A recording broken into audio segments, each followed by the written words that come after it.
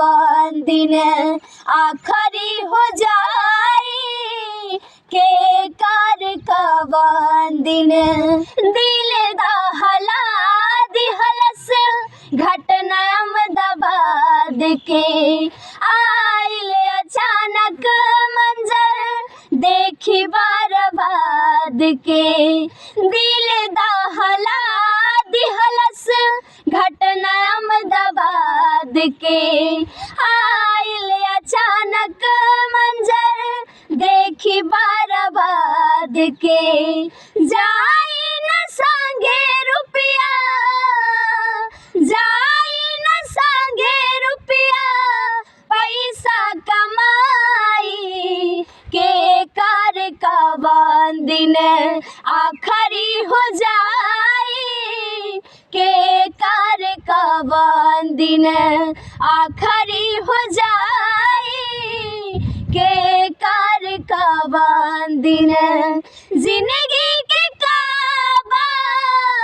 जिंदगी के काबा भरोसा ए भाई के कार कवन दिन आखरी हो जाई के कार कवन दिन आखरी हो जाई के कार कवन दिन केहू के बेटा गए केहू के परिवार हो सुन के खबर सगरो मचल हाहाकार हो केहू के बेटा गए केहू के परिवार हो सुन के खबर सगरो मचल हाहाकार हो श्री श्री सोनाली बतिया श्री श्री सोनाली बतिया